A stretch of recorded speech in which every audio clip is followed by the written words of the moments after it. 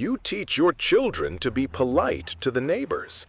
But what if that simple act of kindness leads them through a garden gate from which they will never return?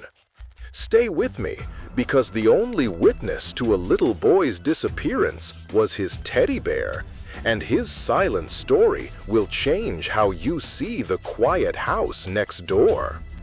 My existence began in the warmth of small hands. I am Barnaby. My button eyes are hard plastic, polished by a child's curious thumbs. My fur, once a rich chocolate brown, is worn smooth in patches, especially behind my ears and on my right paw, the one he always held. My world was defined by the boy, Leo. It smelled of sunshine, freshly cut grass, and the faint, sweet scent of his skin. Our days were a collection of small adventures. Epic voyages across the living room rug, perilous climbs up the backyard oak tree, and long, quiet afternoons where the sun warmed my stitched seams as he whispered secrets into my ear. I was his confidant, his co-pilot, his silent, steadfast companion. I knew the rhythm of his breathing as he slept, my head tucked under his chin. I knew the tremor in his grip when a nightmare flickered behind his closed eyelids. On that last day, the sun was particularly bright, making the green of the lawn seem impossibly vivid. We were on a mission to find buried treasure near the old stone wall that separated our yard from the world. Leo was humming, a happy, tuneless sound that was the background music of my life. Then came the other voice. It was not a loud voice. It was soft, like dry leaves skittering across pavement. It came from over the fence, from the house next door, the one with the perfect, colorful garden. "What a handsome bear you have there, Leo." I felt Leo stiffen. He was a cautious boy, not shy, but observant. He held me tighter. "His name is Barnaby," he said, his voice small. The voice from over the fence chuckled. "Barnaby, a fine name for a fine explorer. I have something in my garden even finer than treasure, a flower that only blooms for a few hours, all the colors of the rainbow. Would you and Barnaby like to see?" I felt the conflict in him, the tug-of-war between his mother's warnings and a 6-year-old's boundless curiosity. He looked at me as if for permission. My button eyes offered no answer. "Just for a minute," the voice cooed. "Your mother will never know." The gate creaked open. It was a sound I had never heard from our side of the fence. Leo took a hesitant step, his knuckles white around my paw. We left the world we knew, the one that smelled of sunshine and safety, and stepped into the world that smelled of roses. The garden was a riot of color, a silent explosion of reds, yellows, and purples. It was beautiful, but the air felt different here, thicker. The man, Mr. Croft, was older, with kind eyes that didn't seem to match the quiet tension in his hands. He smiled, a thin, dry curve of his lips.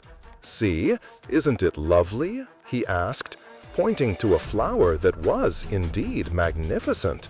Leo stared, mesmerized for a moment, but I could feel his unease.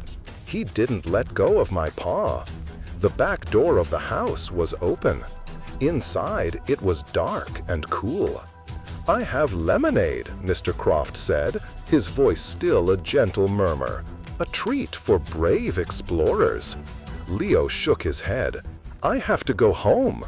"Of course," the man said smoothly, "but first, let me show you my real collection. My ships in a bottle. They've sailed all over the world." He didn't wait for an answer. He put a hand on Leo's shoulder, a light touch that was somehow heavy, and guided him toward the house.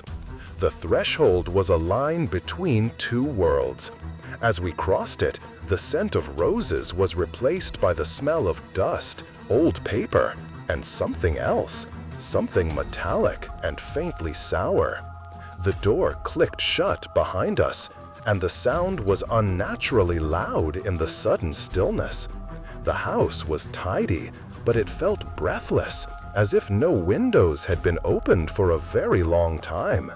The ships were there, on a high shelf, intricate and delicate. But Leo wasn't looking at them. He was looking at the door. "I want to go now," he said, and for the first time a wobble entered his voice. "All in good time," Mr. Croft whispered. His hand was still on Leo's shoulder. I felt the boy's muscles bunch. Fear was a new scent in our world, sharp and cold. The man led us not to the front door, but to another one, tucked away in a small hallway. It was made of thick, dark wood. He produced a key. "My workshop is down here," he said. "The best secrets are always kept in the cellar." Leo began to struggle, a small panicked thrashing. "No, I want my mom!" The man's grip tightened. The kindness evaporated from his eyes, leaving something flat and empty. He opened the door. The air that rushed out was cold and smelled of damp earth and concrete. It was a smell of endings. He pushed Leo forward, down the steep wooden steps. I was still clutched in the boy's hand, a useless anchor in a collapsing world. The last thing I saw before the door swung shut was the light of the hallway being sliced away, until all that was left was darkness and the sound of a key turning in a lock. In the absolute black of the cellar, my world was reduced to touch and sound. I was pressed against Leo's chest, my worn fur absorbing his frantic, hiccuping sobs as if I could somehow contain his terror. He stumbled around the small space, his hands tracing the cold, rough concrete walls, mapping the boundaries of his new prison. He called for his mom, his voice raw and echoing slightly, a small sound swallowed by the suffocating dark. After a long time, his energy gave way to exhaustion. He sank to the floor, pulling his knees to his chest and wrapping his arms tightly around me. It was then I understood my purpose was changing. I was no longer a co-pilot on adventures, but an anchor in a storm of fear, the only piece of the sunlit world he had left. The cellar was not completely silent. The house above us was a living thing, groaning with secrets. We heard faint footsteps, the shudder of pipes, and sometimes the distant, indistinct murmur of the man's voice. Time became meaningless, a long, seamless stretch of darkness, measured only by the cycles of Leo's fear. Sometimes he was quiet, listening with an intensity that I could feel through his small body. Sometimes he cried, the sound becoming softer with each passing moment. And sometimes he spoke to me. His whispers were a desperate thread of normalcy. "We'll get out, Barnaby," he would say, his breath warm against my ear. "Clara will find us." At some point, in a fit of restless sleep or despair, I was tossed aside. I landed on the cold floor, my plastic eyes staring into a darkness that stared right back. I could still hear Leo moving, could hear the small, ragged sounds of his breathing. Once, a slice of light appeared at the bottom of the door as a plate was pushed through. I could smell food, but more chilling was the man's voice that followed it, low and insistent. "You must be quiet, Leo. Good boys are quiet." It was an attempt not just to silence him, but to erase him. Over the next stretch of darkness, I heard Leo less and less. His desperate cries became whimpers, and his whimpers faded into a weary, defeated silence. I knew his story was ending, and mine was about to begin. The last time I heard him speak, his voice was a thread, thin and dry as dust. "I'm cold, Barnaby." Then there was only the settling groans of the house. Much later, I don't know if it was days or a week, the door opened. Light flooded the cellar, blinding and painful after the long dark. The man, Mr. Croft, came down the stairs. He did not look at the corner where Leo had last been. He moved with a quiet, methodical purpose, his face a mask of neutrality. He saw me lying on the floor. He picked me up. His hands were dry and cool. He carried me upstairs and into a room that smelled of cedar. He opened a small wooden box. Inside were other things: a small red toy car, a shiny stone, a single faded blue sock. He placed me inside, among the ghosts of a little boy's pockets, arranging my limbs as if for a final rest. He was not just hiding a toy, he was burying a narrative. Then he closed the lid, and the world became a sliver of cedar-scented darkness. I heard the scrape of a shovel against dirt. I felt a jarring thud, then the weight of the world pressing down on the lid. And then there was only the cold, dark quiet. The disappearance of Leo Vance shattered the idyllic summer calm of Havenwood, Ohio. It began as a frantic neighborhood search, mothers calling a name that was answered only by the chirping of crickets.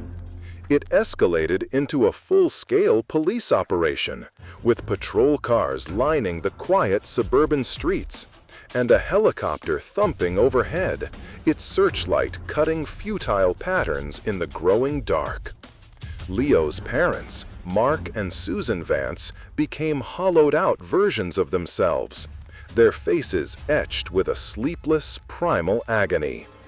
But the true epicenter of the grief was Leo's 10-year-old sister, Clara. She was the one who had been told to watch him. She had looked away for only 5 minutes, distracted by a book. That 5 minutes would stretch into a lifetime of guilt. The investigation followed a grimly predictable path. A bolo alert was issued. Volunteers combed the nearby woods and fields. Divers searched the murky waters of Miller's Pond.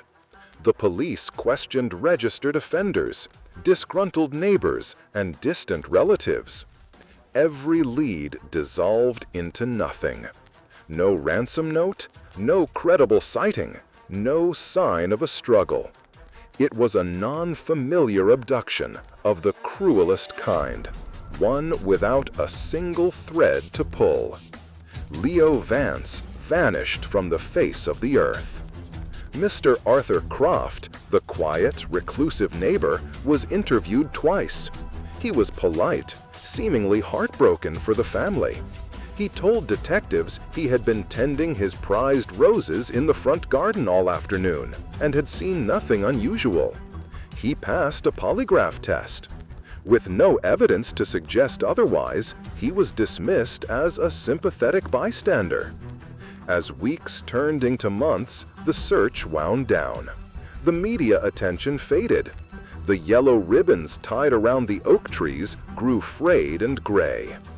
The case file for Leo Vance, designated HWPD Case 88-142, grew thick with dead-end reports and fruitless interviews before being moved from the active desk to a filing cabinet in the records room. It was officially open, but practically forgotten.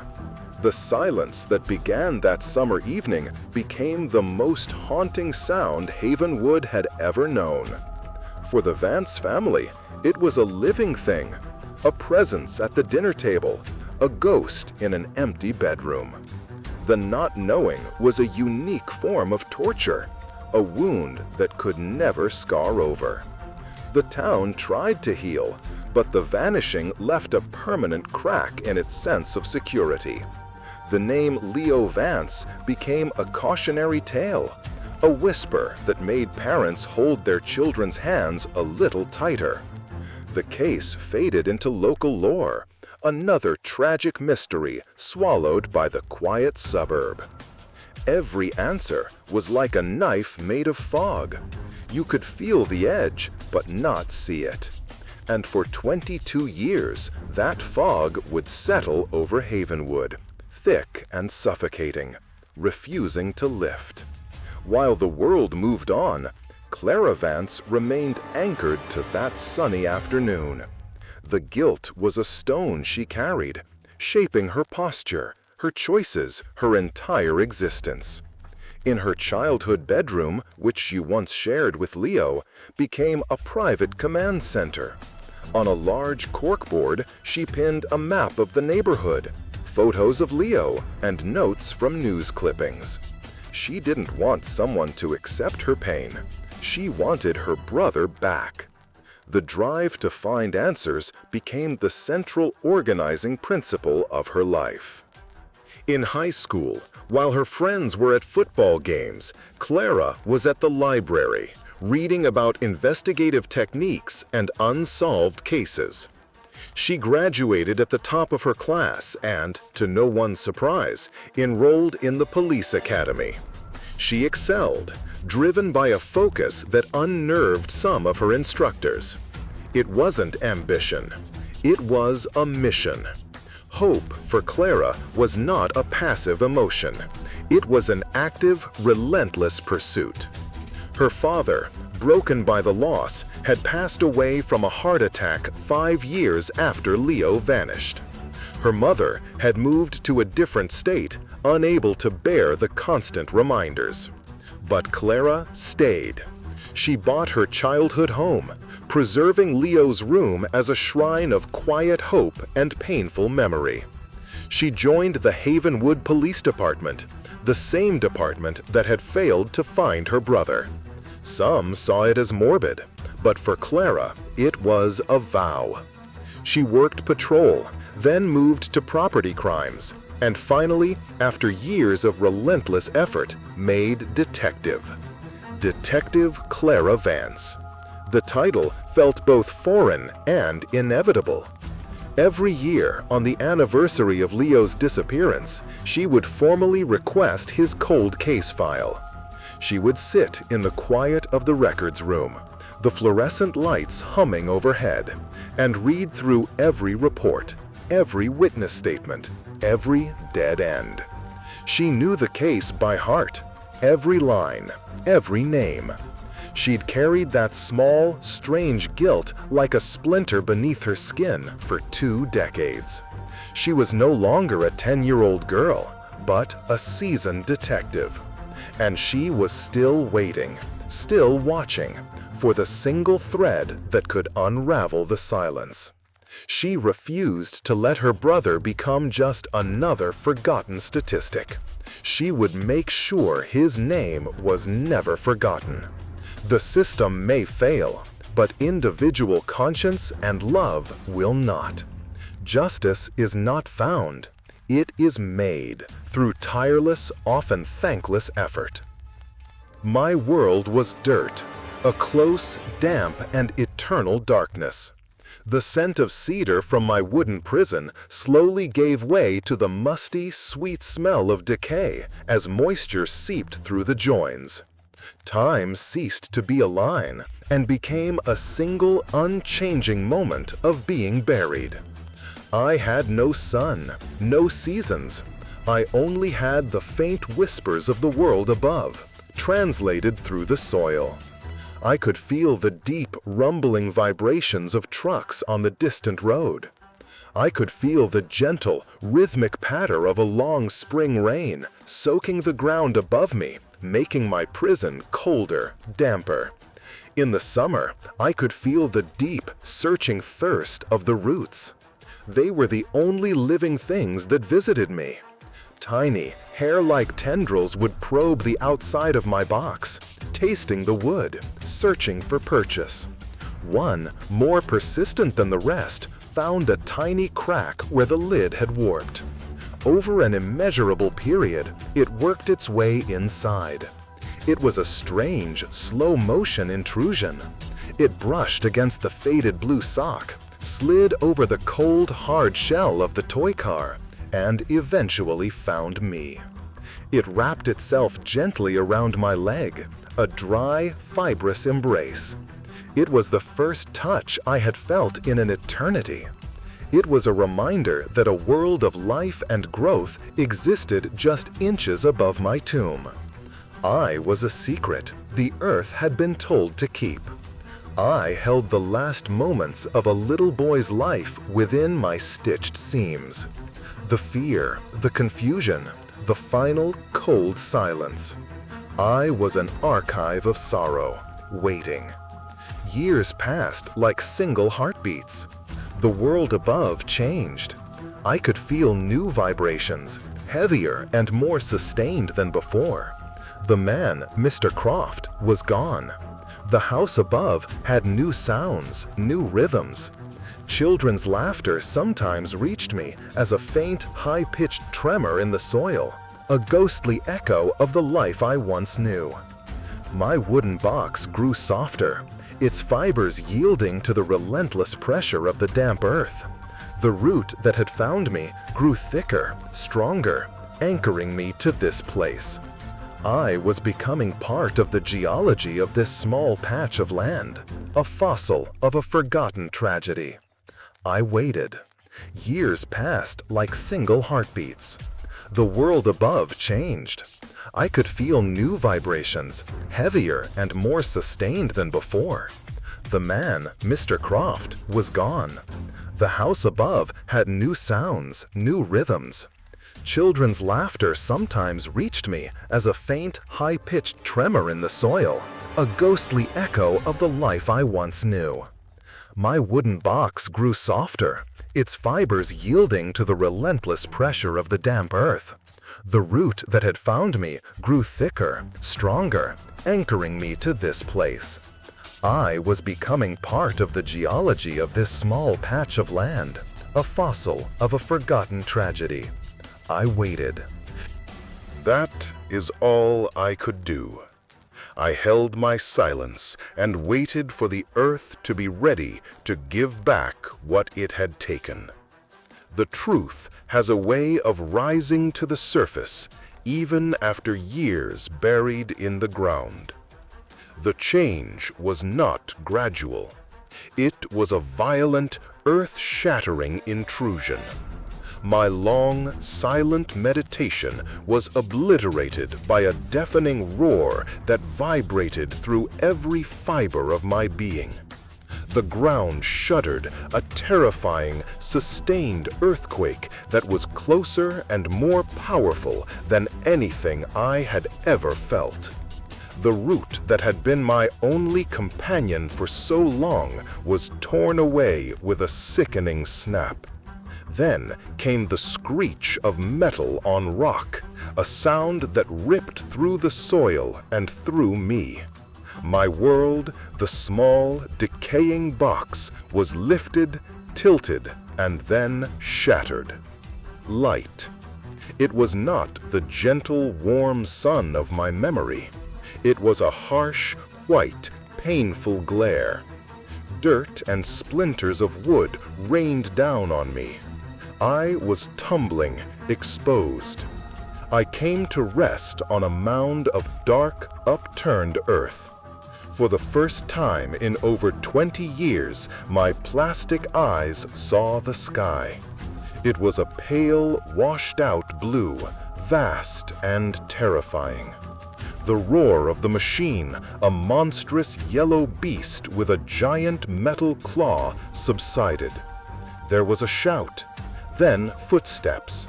A shadow fell over me. A man's face, young and grimy with sweat, peered down. His eyes were wide with confusion, then with a dawning sense of horror. "Hey, boss, you gotta see this!"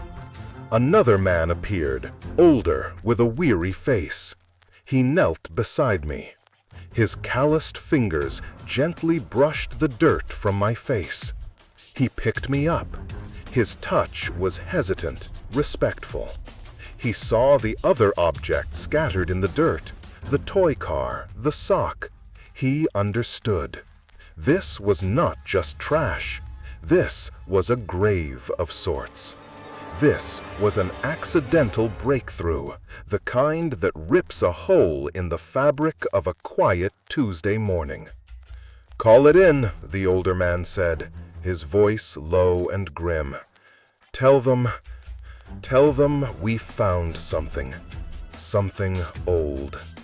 I was held in his large, warm hand, facing the sky. A small breeze, the first I had felt in a generation, stirred the matted fur on my head. The long silence was broken. My story, and Leo's, was about to be told. The earth had finally given me back. The call came to Detective Clara Vance at 11:42 a.m. on a Tuesday. She was at her desk, staring at a fresh file on a string of burglaries, but her mind, as it often was on a map of Havenwood from 2 decades ago. The voice on the other end was a patrol sergeant she knew well. "Clara, a construction crew over on Elm Street just dug up something you need to see. It's a box. It looks like a child's." Elm Street. The words hit her with the force of a physical blow. Her old street. The crew was working on the lot next door to her family home, the old Croft property. She was in her car in under a minute, her heart pounding a frantic, painful rhythm against her ribs. She didn't use the siren. This was a quiet, ghost-like approach she had rehearsed in her mind 1,000 times. The scene was already taped off. The construction crew stood in a silent, somber huddle. The foreman, a man with kind, weary eyes, met her at the yellow tape. He was holding a small, dirt-caked teddy bear. "It was in there," he said, gesturing to the shattered remains of a wooden box in a pile of excavated earth. "With these," he pointed to a small toy car and a single blue sock laid carefully on a piece of cardboard. Clara reached out and took the bear.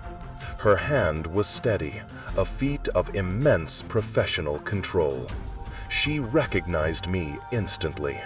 The worn patch on my right paw, the slightly crooked stitch of my smile. It was Barnaby. The air left her lungs in a silent rush. For a moment, she was not Detective Vance. She was a 10-year-old girl again, standing on the precipice of a nightmare. Then, the training kicked in. Her voice was calm, measured, devoid of the emotion churning inside her. "Secure the scene. No one in or out. Get the crime scene unit here now. I want this entire area gridded off." Every shovel of dirt is evidence. The discovery of a child's teddy bear in a buried box had transformed a construction site into the most important crime scene in Havenwood's recent history. A case that had been frozen in time for 22 years had just thawed with terrifying speed. Cautious, fragile hope warred with an overwhelming sense of dread.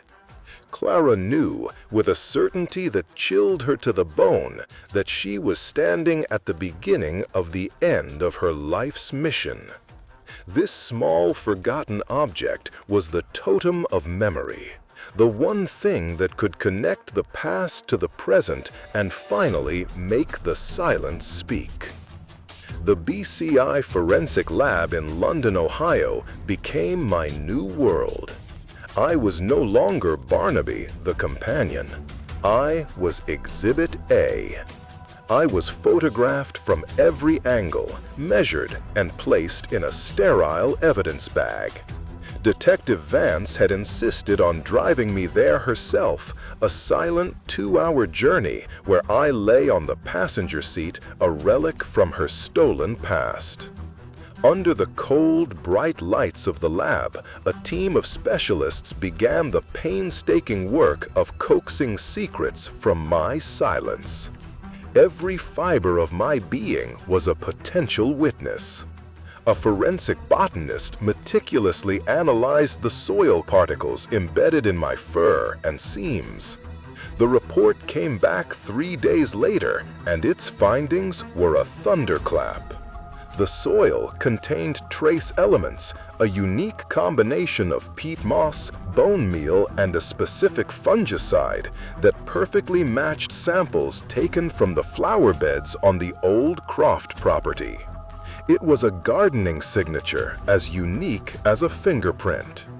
Next came the fiber analysis. Microscopic strands of dark green carpet fiber were lifted from my chest. They were a perfect match for the carpeting in the den of the Croft house, a sample taken during the initial investigation 22 years prior and preserved in the cold case file. The threads of the past were weaving a tight, damning net.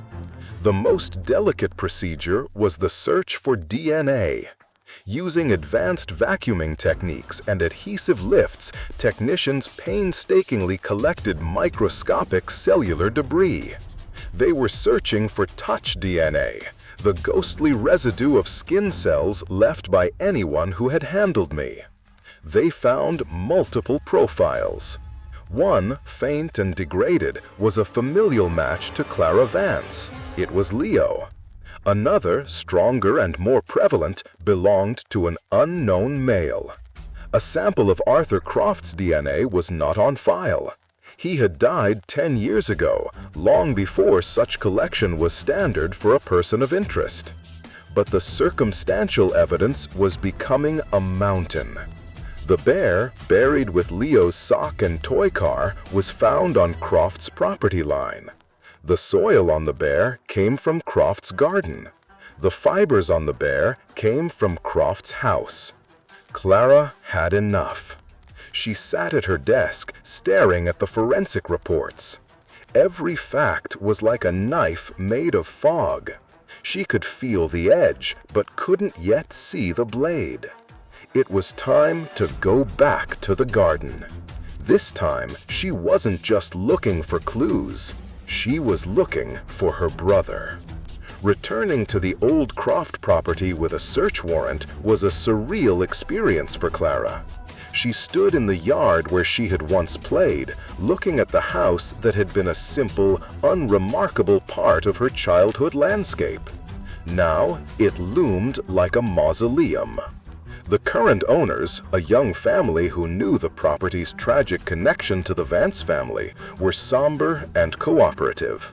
Clara's team, a hand-picked group of seasoned detectives and forensic technicians, moved with quiet, grim efficiency. The search began in the garden. While one team conducted a thorough sweep of the house, another began work outside. They brought in a specialist from the state's canine unit, a cadaver dog trained to detect the specific compounds of human decomposition. The dog, a German shepherd named Eris, gave a hard alert in the back of the yard near a magnificent ancient rosebush with a trunk as thick as a man's arm. It was the centerpiece of the garden, a plant Arthur Croft had been famously, obsessively proud of. The next step was the ground-penetrating radar. An operator wheeled the machine slowly and methodically over the area Ayres had indicated. On the screen, the uniform layers of soil and clay were broken by a distinct anomaly. Roughly 4 feet down, there was a shape, a disturbance in the earth inconsistent with natural geology. It was the size of a small child. The air grew heavy. The quiet professionalism of the team was now overlaid with a palpable tension. No one spoke. Clara stood by the rosebush, her hands clenched into fists, her gaze fixed on the spot marked by a small orange flag. The sun was high, but she felt a profound chill. Shovels were brought out. The excavation was to be done by hand, layer by painstaking layer. The garden was about to give up its darkest secret. The past wasn't gone. It had just been quiet, and Clara was about to make it loud. The digging was a slow, sacred act. Archaeologists' tools, trowels and brushes were used to remove the soil inch by inch.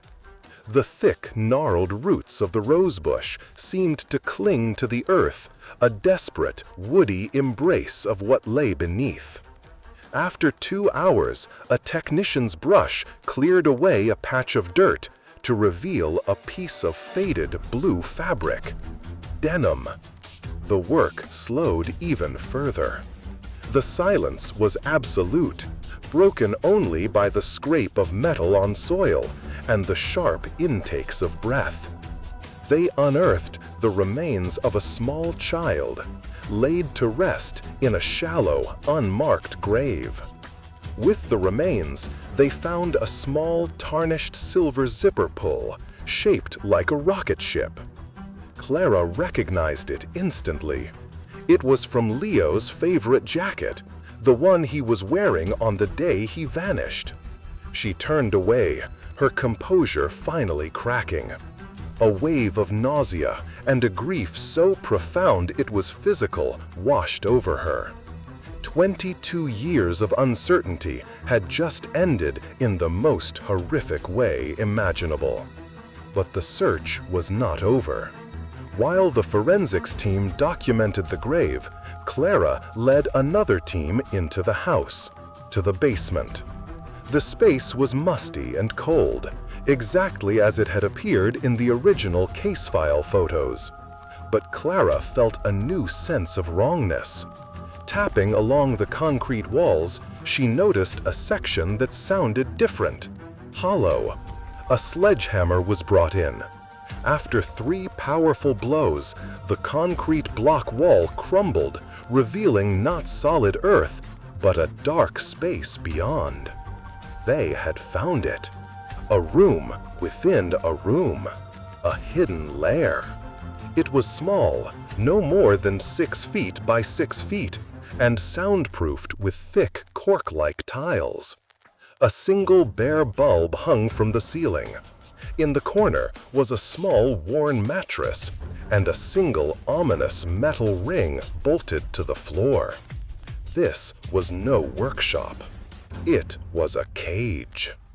On a small desk against the far wall sat a stack of leather-bound journals. Clara approached the desk, her heart a cold, heavy stone in her chest. She opened the first journal. The handwriting was neat, precise, and chillingly sane. The entry was dated 2 weeks before Leo disappeared. A dark reading line. The boy next door is perfect. Cautious, but curious. I believe he will come willingly. The journals of Arthur Croft were a meticulous chronicle of a hidden life, a descent into a private, predatory hell. They were not the ramblings of a madman, but the cold, calculated records of a patient and methodical monster. As Clara and her team read, the portrait of the quiet, kindly gardener dissolved, replaced by something infinitely more terrifying. Croft detailed his twisted philosophy. He saw himself not as a killer, but a collector of innocence, a preserver of a fleeting moment of childhood before the world could corrupt it. His garden was not just the one in the backyard. It was a metaphor for his collection of victims. The soundproofed room was his workshop, where he would study his subjects. The horror escalated as they read on. The journals documented in chillingly detached prose at least 2 other abductions before Croft had moved to Havenwood. A boy named Michael from Pennsylvania, a girl named Sarah from upstate New York. He had used the same method, moving into a quiet neighborhood, identifying a target, and patiently earning the community's trust before striking. He turned the justice system into a criminal enterprise of the soul, preying on the very social fabric that should have protected his victims. The entries about Leo were the most difficult for Clara to read. Croft wrote of the boy's fear, his cries for his mother, with the dispassionate air of a biologist observing a specimen. The final entry about Leo was short and brutal. The specimen has expired. Less resilient than the others, a disappointment. He will make a fine addition to the rose garden. The soil needs the nourishment. Arthur Croft had not just been a reclusive neighbor. He was a serial predator who had used the facade of a quiet suburban life as his hunting blind. The truth was so much worse than anything Clara had ever imagined. The case of her missing brother was not an isolated tragedy. It was a single, terrible chapter in a much longer, much darker book written by a monster who had lived right next door. Monsters aren't just found in basements. Sometimes they live in kitchens. Sometimes they tend their gardens and smile at you over the fence. The case of Leo Vance was officially closed. Justice, however, had come late, carved from stone and sorrow. With Arthur Croft dead for a decade, there would be no trial, no public reckoning, no moment in a courtroom where he would be forced to answer for his crimes. The discovery of his journals allowed authorities in 2 other states to finally close their own decades-old cold cases, bringing a measure of agonizing truth to 2 other families who had lived in the hell of the unknown. For Clara, the resolution was a complex, hollow victory. She had fulfilled the vow that had defined her entire adult life. She had found Leo. She had uncovered the truth. But the knowledge had come at a terrible price, revealing a depth of evil she had never thought possible. Weeks after the media storm had subsided, she sat in the quiet of her office, the day's work done. On her desk was the evidence box containing my small worn form. She lifted me out, her touch gentle. She looked into my hard plastic eyes, the silent witnesses to her brother's last moments. Sometimes healing doesn't look like a happy ending. Sometimes it looks like surviving long enough to find the answers, even if they break you. Clara had the truth, and now she had to learn how to live with it. She would not be defined by Croft's evil, but by her brother's memory and her own relentless love. My journey was over. From the warmth of a child's arms, to the cold darkness of the earth, to the harsh light of a forensic lab, and now to a place of honor. I was no longer a forgotten secret. I was the last guardian of a little boy's story. I had held his secrets, absorbed his fear, and waited patiently for the world to listen. In the quiet of that office, held in the hands of the girl who never forgot, I finally felt a sense of peace. My purpose was fulfilled. No one would ever forget the name Leo Vance. And I, Barnaby, his steadfast companion, could finally rest. Thank you for joining us on this difficult journey into the silence that surrounded Leo Vance. The story of Barnaby is a chilling reminder that the greatest monsters don't always lurk in the shadows. Sometimes they live right next door, tending their gardens. What part of this case will stay with you the most? Share your thoughts in the comments below. If you believe that no story should be lost and no name should be forgotten, please subscribe to Deep End Stories and hit the notification bell. We'll continue to search for the truth, no matter where it's buried. Thank you for watching Deep End Stories.